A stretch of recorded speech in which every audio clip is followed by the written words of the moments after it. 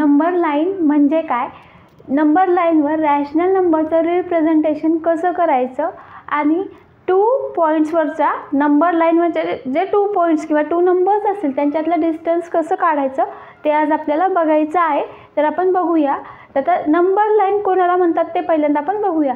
तर आता ही जी लाईन काढलेली आहे, कोणतीही एक लाईन जी की नंबर रिप्रेझेंट करते त्याला आपण नंबर लाईन असं म्हणतो. पण काय कंडिशन आहे, त्या लाईनवर सगळे जे पॉईंट्स आहेत ते इक्विडिस्टन्स पाहिजेत.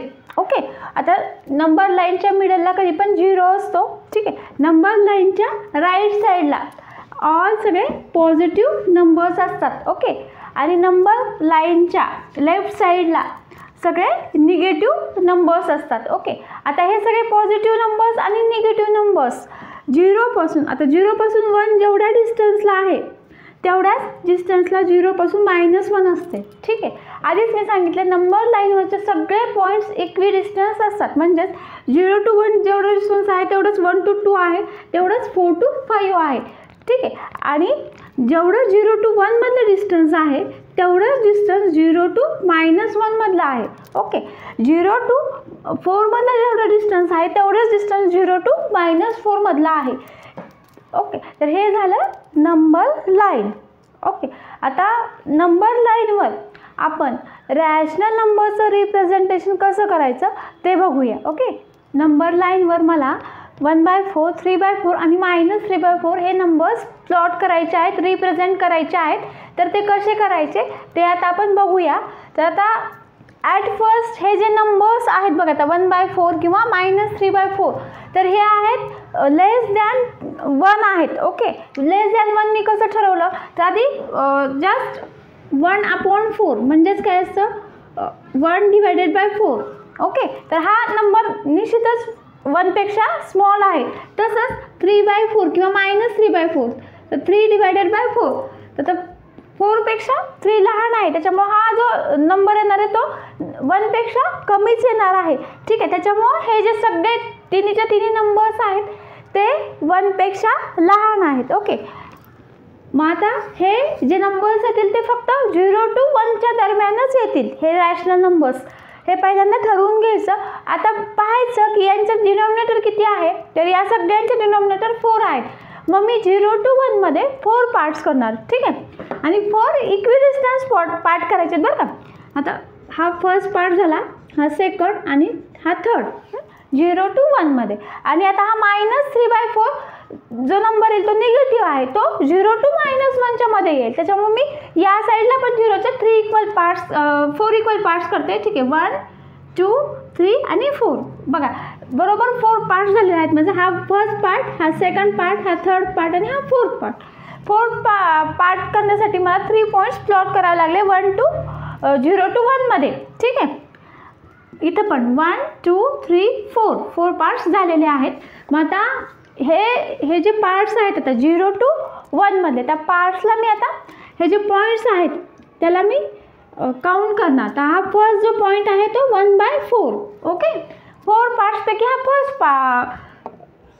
पॉईंट आहे. ओके. हा सेकंड पॉईंट येईल 2/4 येईल आणि थर्ड पॉईंट येईल 3/4. तर मला फक्त 1/4 आणि 3/4 हे 2 पॉईंट्स प्लॉट करायला सांगितलेत. 2/4 म्हणजेच काय येईल, तो 1/2 येईल. ओके. 1/2 म्हणजेच हा यांचा मिडल आहे. 0 आणि 1चा हा मिडल आहे. 1/2 आपल्याला प्लॉट नाही करायला सांगितला, पण तरी पण मी तुम्हाला सांगत आहे 1/2 जर प्लॉट करायला सांगितला तर तो 0च्या आणि 1च्या मध्ये मिडलला येतो 1/2 कधी पण. ठीक आहे. आता हा 2/4 म्हणजेच 1/2 आहे. तसंच आता -3/4 आपल्याला प्लॉट करायचं. -3/4 कुठे येईल मग, हा झाला फर्स्ट, हा झाला सेकंड आणि हा थर्ड. ठीक आहे. तर इथं -3/4 हा पॉईंट आला. ठीक आहे. इथं समजण्यासाठी मी सगळेच पॉईंट्स प्लॉट केलेले आहेत. तर असं काउंट करून प्लॉट करायचं आहे. ठीक आहे. नेक्स्ट एक्झाम्पलमध्ये आपल्याला 2/3, 5/3 आणि -7/3 हे नंबर लाईनवर प्लॉट करायचे आहेत रॅशनल नंबर्स. तर आता नंबर लाईन मी ड्रॉ करून घेतलेली आहे आधी. आता इथे जर व्यवस्थित ऑब्झर्व केलं तर 2/3 हा नंबर आहे 1 पेक्षा स्मॉल नंबर आहे, म्हणून हा 2/3 0 आणि 1च्या मध्येच येईल. ठीक आहे. आता 5/3ला जर मी 5ला डिवाइड केलं 3नी तर 5 3 1 जा 3. ओके. तर रिमाइंडर येईल 2. ओके. तर आता 5/3 हा नंबर 1पेक्षा ग्रेटर आहे. ओके, 5/3च कन्वर्शन कसं येईल? 5/3 इज इक्वल टू 1. आता हा जो कोशंट असतो तो होल नंबर असतो. 1 कोशंट आला, जो रिमाइंडर आला तो न्यूमरेटरला लिहायचा आणि खाली आपला ॲज इट इज डिनॉमिनेटर. तर 1/2/3 हा नंबर येईल. ठीक आहे, 5/3 म्हणजे हा जो नंबर आहे तो 1 आणि 2च्या मध्ये येईल. ओके, 5/3 हा नंबर. आणि -7/3. आता -7/3 म्हणजे या साईडला येईल. तर 7ला जर मी 3ने डिवाइड केलं किंवा -7ला, तर काय क्वेश्चन येईल? 3 2 जा -6. ओके, मग आता इथं किती येईल? डिवायडेशन करताना साईनचा काही आपण एवढं विचार करत नाही, पण आता हे 2 आलं म्हणजे हा जो नंबर आहे तो -2 आणि -3च्या मध्ये येईल. ओके, -2 आणि -3च्या मध्ये, -7/3.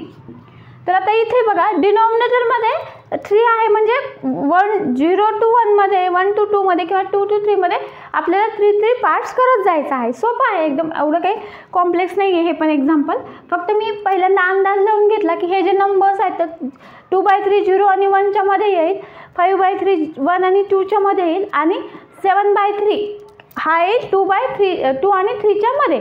ओके, आणि तर -7/3 आहे त्याच्यामुळे तो -2 आणि -3च्या मध्ये येईल. तर आपण प्लॉट करूया. तर मग अशी सांगितलं डिनॉमिनेटरकडे बघायचं आणि तेवढे पार्ट्स करायचे 2 नंबर्सच्या मध्ये. आता 3 सगळ्यांच्या डिनॉमिनेटरमध्ये 3 आहे त्याच्यामुळं 0 आणि 1च्या मध्ये मी 3 पार्ट्स करणार म्हणजे 2 पॉईंट्स प्लॉट करणार. ओके, 1 2 3 हे 3 पार्ट्स तयार झाला. आता 1 आणि 2च्या मध्ये पण मी 3 पार्ट्स तयार करणार म्हणजे 2 पॉईंट्स प्लॉट करणार आणि 2 आणि 3च्या मध्ये पण 2 पॉईंट्स प्लॉट केले म्हणजे 3 पार्ट्स तयार झाले. तसंच आता या पण साईडला ठीक आहे 1 2 1 2 2 पॉईंट्स प्लॉट केले म्हणजे 3 पार्ट्स तयार झाले. आणि आता काउंट करून आपण पॉईंट्स प्लॉट करूया. ठीक आहे, 2/3 म्हणजेच काय? आता 0 पासून सेकंड नंबरचा पॉईंट. ओके, 0 1 2.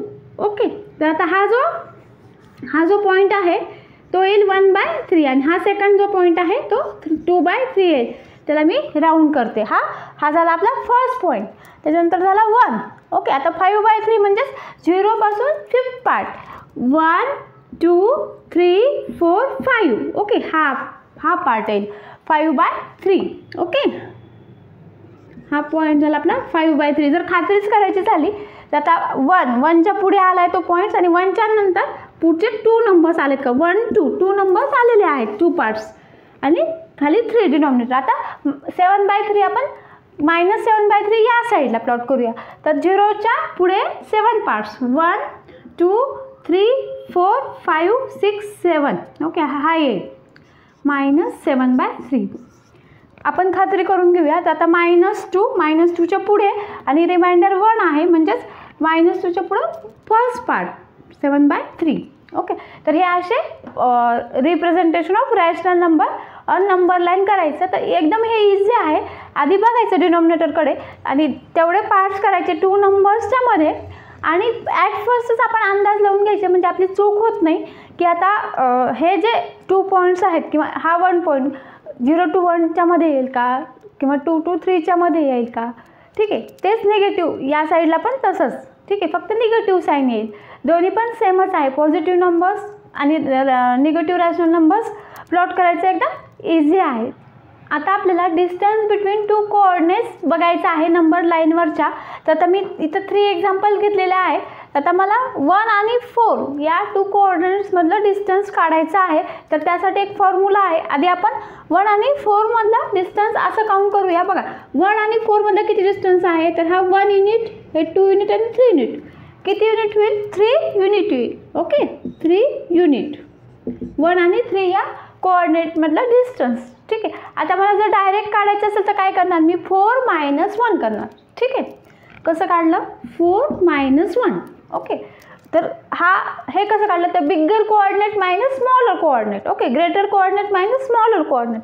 तर याच फॉर्म्युलाने आपल्याला डिस्टन्स बिटवीन 2 पॉईंट्स काढता येतं. ठीक आहे, तर काय फॉर्म्युला आहे? Distance between 2 points greater coordinate minus smaller coordinate. Okay, किंवा ग्रेटर नंबर, रिप्रेझेंट कोऑर्डिनेट म्हणजे नंबर लाईनवरचा number. Okay, greater coordinate minus smaller coordinate. Okay, ठीक आहे. तर आता आपण या फॉर्म्युल्याने डिस्टन्स बिटवीन -2 आणि 3 काढूया. ओके, आता याच्यामध्ये ग्रेटर कोऑर्डिनेट कोण आहे? 3 आहे. ओके, आणि स्मॉलर कोऑर्डिनेट कोण आहे? तर -2 आहे. तर 3 मायनस -2 किती आहे? 3 मायनस -2, तर 3 + 2 येईल, minus minus plus is equal to 5 येईल. ओके, तर डिस्टन्स बिटवीन -2 आणि 3 किती येईल? तर 5 येईल. ओके, तर 5 येतं का बघूया आपण. -2 आणि 3 मधलं डिस्टन्स. ओके, ह्या पॉईंटमधला आणि ह्या पॉईंटमधला. तर बघा 1 युनिट, 2 युनिट, 3 युनिट, 4 युनिट आणि 5 युनिट बरोबर आहे आपला हा फॉर्म्युला. ठीक आहे, त्याच फॉर्म्युल्याने आपण डिस्टन्स बिटवीन -4 आणि 5 काढूया. ओके, तर आता स्मॉलर नंबर कोण आहे आणि बिगर नंबर कोण आहे तो आधी ठरवून घ्यायचं. तर आता ग्रेटर नंबर आहे 5. ठीक आहे, तर 5 minus -4. Okay, minus minus plus, 5 + 4 is equal to 9. तर 5 आणि -4 मध्ये डिस्टन्स हे काउंट करत बसण्यापेक्षा हा फॉर्म्युला वापरत आपल्याला सोपं जाईल. तर 5 आणि 4 मधला डिस्टन्स आहे 9. ठीक आहे, तर आता हे होतं एकदम इझी आहे या फॉर्म्युल्याने आपल्याला काढायचं 2 पॉईंट्समधला डिस्टन्स. ठीक आहे, तर काय फॉर्म्युला आहे अजून एकदा. डिस्टन्स बिटवीन 2 पॉईंट्समधलं, तर greater coordinate minus smaller coordinate. ठीक आहे, ज्यावेळेस 2 पॉझिटिव्ह कोऑर्डिनेट असेल त्यावेळेस काही प्रॉब्लेम नाही. आता सपोज दोन्ही निगेटिव्ह कोऑर्डिनेट असतील, तर आता सपोज -7 एक असेल कोऑर्डिनेट आणि -10 असेल, तर आता याच्यामधले डिस्टन्स कसं काढायचं. तर आता ग्रेटर कोऑर्डिनेट कोण आहे मग आता याच्यामधलं. तर ग्रेटर आहे -7. Okay, -7 minus of smaller coordinate 10. Okay, तर -7 + 10 येईल. ओके, तर त्यांच्यामधलं डिस्टन्स येईल 3. 10 - 7 होईल आणि त्यांचं जे सबट्रॅक्शन येईल ते 3 येईल. ओके, प्लस मायनस मायनस होतं आणि साईन लागतं पॉझिटिव्ह साईनचं, त्याच्यामुळं 3 आलं. ठीक आहे, अजून थोडंसं ग्रेटर जर नंबर घेतला, फॉर एक्झाम्पल 20 घेऊया, -20 आणि -7 घेऊया. ओके, -20 आणि -7 मधलं आपल्याला डिस्टन्स जर काढायचं असेल तर ग्रेटर कोण आहे? -7 ग्रेटर आहे, मायनस ऑफ -20. ओके, हा 20 स्मॉलर आहे त्याच्यामुळं. अगेन इथं काय येईल? -7 + 20. ओके, 20 - 7 होईल, 13 येईल, +13 यांच्यामधला डिस्टन्स आहे. ठीक आहे, तर या फॉर्म्युलाने एकदम इझी जातं. तर फॉर्म्युला पण एकदम इझी आहे. तर greater coordinate minus smaller coordinate. तर हे होतं डिस्टन्स बिटवीन 2 कोऑर्डिनेट्स. ठीक आहे, ऑन द नंबर लाईन. तर आज आपण बघितलं, तर नंबर लाईनबद्दल आपण थोडीशी माहिती बघितली. थोडीशी माहिती म्हणजेच नंबर लाईनवर मिडलला काय असतं, नंबर लाईनच्या राईट साईडला कोणते पॉझिटिव्ह नंबर्स असतात, नंबर लाईनच्या लेफ्ट साईडला निगेटिव्ह नंबर्स असतात. त्याच्यानंतर आपण रॅशनल नंबर्सचं नंबर लाईनवर रिप्रेझेंटेशन बघितलं आणि 2 पॉईंट्समधलं डिस्टन्स कसं काढायचं ते आज आपण पाहिलं. ठीक.